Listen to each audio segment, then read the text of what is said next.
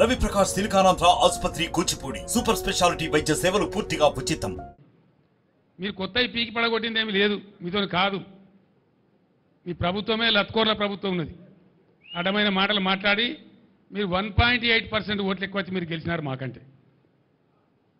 మేమేం రౌట్ కాలే, ప్రధాన ప్రతిపక్షంగా ఉన్నాం.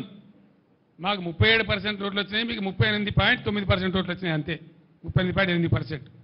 జస్ట్ 1.8% ఓట్లు మీకు వచ్చినాయి ఎక్కువ. ఎందువల్ల?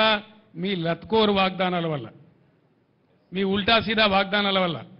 మీ తులం బంగారాన్ని కొందరు మోసపోయినరు, 10 లక్షలకు బదులు 12 లక్షల దళిత బంధు కొందరు మోసపోయినరు, 2000లకు బదులు 4000 పెన్షన్ వస్తుందని కొందరు మోసపోయినరు. అంతే కదా? మీకు చూపిస్తారు మీ కథ ఏందో, మీ రామాయణం ఏందో. నేను ఇక్కడ మాట్లాడే కొద్దిమంది వింటుండొచ్చు, కానీ ఇప్పుడు రాష్ట్ర వ్యాప్తంగా లక్షలాది మంది వింటున్నారు నేను మాట్లాడే మాటలు.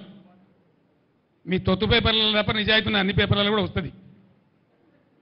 ఇక నిజాయితీ పేపర్లు ఏంటియో తొత్తు పేపర్లు ఏంటియో రేపు బయట పడుతుంది. కొత్తది మీతో అవుతుందా, పీక్తుందా, మీ శాతం అవుతుందా లేదా, అదంతా వేరు సంగతి. ముందు కాలం ఉన్నది, కాలమే రుజువు చేస్తుంది. మీ సమర్థత ఏంది, మీ శక్తి ఏంది, మీ తెలివితేటలు ఏంది, మీరు ఎంతపాటి సిపాయిలు అనేది అంతా బయట పడుతుంది. ఒక్క ఏడాదిని మీ రంగం మొత్తం తేల్చేట్టున్నది. అంటే మీరు పక్కా చవటలు, దద్దమ్మలు, శాతగాని చవటలని అర్థమవుతా ఉంది. అంతే కదా? మీకు నడపడం చేత కాదు, తెలివి లేదు. అది చెప్పాలి, బాగా చెప్తా. మేము అసమర్థులం, తెలివి లేదు, మాకు నడపలేకపోతున్నాం, మాత్రం చేతనైతే లేదు. మళ్ళీ కేసీఆర్ చెప్పారుండే అంటారా? ముందే చెప్పారుండే కేసీఆర్ అంటారా? నిన్న మొన్న ఒక్క నక్క బయలుదేరింది, మొన్న సూర్యాపేటకు పోయింది, నిన్న కరీంనగర్ పోయింది. ఆయన అంటుండు నన్ను ఏం బిక్తారు మీరని.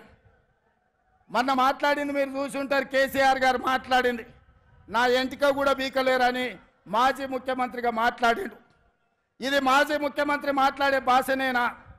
భాష గురించి, భావం గురించి, ప్రజా సమస్యల గురించి మాట్లాడే చంద్రశేఖర్ రావు 10 సంవత్సరాలు ఈ తెలంగాణ రాష్ట్రంని పట్టి పీడించి వేధించి దోసుకొని దోపిడి దొంగలాక అడవి పందుల్లాక తెలంగాణ రాష్ట్రాన్ని సర్వనాశనం చేసి 10 సంవత్సరాలలో 100 సంవత్సరాల విధ్వంసం చేసినావు. ఇవాళ మమ్మల్ని ఎంటిక బీకలేరంటావా? మా కాంగ్రెస్ పార్టీ కార్యకర్తలు అనుకుంటే నీ ముడ్డి మీద డ్రాయర్ కూడా ఉండదు పీకడం మొదలు పెడితే. బిడ్డ, నువ్వు అనుకుంటున్నావేమో కాలు ఇరిగిందని, లేకపోతే కట్టెపట్టుకొని నడుస్తున్నా అని, కూతురు జైలుకు పోయిందని, అధికారం కోల్పోయిందని.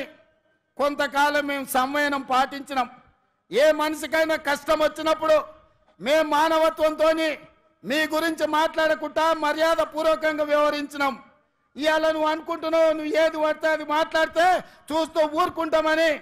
చూస్తూ ఊరుకునేటోడు ఎవరు లేరు. నేను పెద్దలు జానారెడ్డి గారి లాగా కాదు, నేను రేవంత్ రెడ్డిని బిడ్డ. అంగిలాగు ఊడదీసి నువ్వు మాట్లాడే లత్కోర్ లఫంగ మాటలకు చెర్లపల్లి జైల్లో చిప్పకూడు తినిపిస్తా బిడ్డ. నువ్వు అనుకుంటున్నావేమో. ఆనాడు చెప్పినా ఈనాడు చెప్తున్నా, నువ్వు పేదలకు డబుల్ బెడ్రూమ్ ఇల్లు కట్టియలే. నేను మాత్రం నీకు తప్పకుండా డబుల్ బెడ్రూమ్ ఇల్లు కట్టిస్తా చెర్లపల్లి జైల్లో. ఎందుకంటే కొడుకు కోడలు వస్తే యాడు ఉండాలి, బిడ్డ అల్లుడు వస్తే యాడు ఉండాలి. అందరు కలిసి చెర్లపల్లి జైల్లో ఉండేటట్టు మీకు డబుల్ బెడ్రూమ్ ఇల్లు కట్టించే బాధ్యత మా లక్షలాది మంది కాంగ్రెస్ పార్టీ కార్యకర్తలు తీసుకుంటారని చెప్పి నేను ఈ వేదిక మీద నుంచి చెప్పదలుచుకున్నా. మరిన్ని వీడియోస్ కోసం ఛానల్ ని సబ్స్క్రైబ్ చేయండి, లేటెస్ట్ అప్డేట్స్ కోసం వాట్సాప్ ఛానల్ ని ఫాలో చేయండి, అండ్ లింక్ డిస్క్రిప్షన్ లో ఉంది.